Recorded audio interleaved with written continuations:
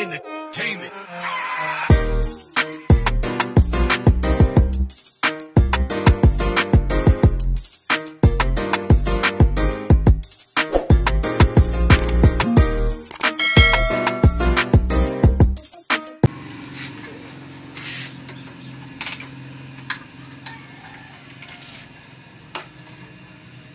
Okay.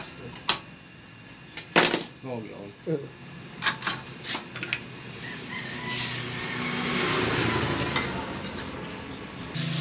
Sa mga ka-motorworks,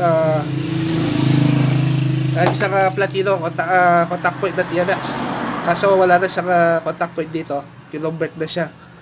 Ngayon, hindi siya dar kasi ganito yung ignition coil niya. Diba? Kailangan ganito. Yan, ito. Yung linagay natin ngayon. Tapos, magtatanggal tayo ng kunya. Okay? Para mapaano natin yung power niya. Mapalabas natin yung power.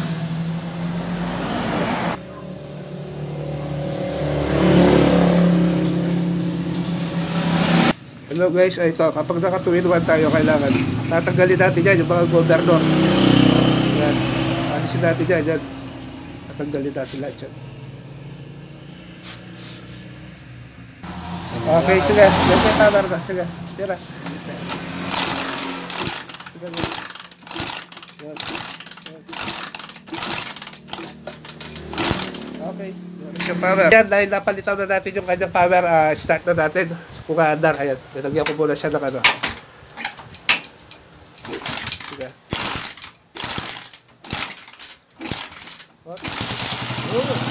Okay. Sige.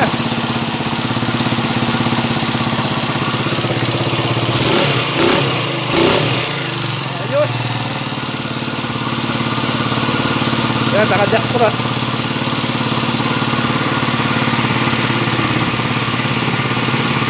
Okay guys, yan, tapos na po tayo.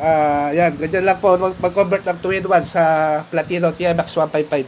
Okay, kailangan alisin mo yan. Tanggalin mo sa magneto yan. Ito, papalitan mo yan para mapalabas mo yung power. Okay? Ito, 2-in-1 coil. Pag-export po to. Okay? Tapos yung primary, pag-export din. Okay, hanggang dito na lamang po. Shoutout sa inyo lahat. Bye-bye. Okay. Ayos!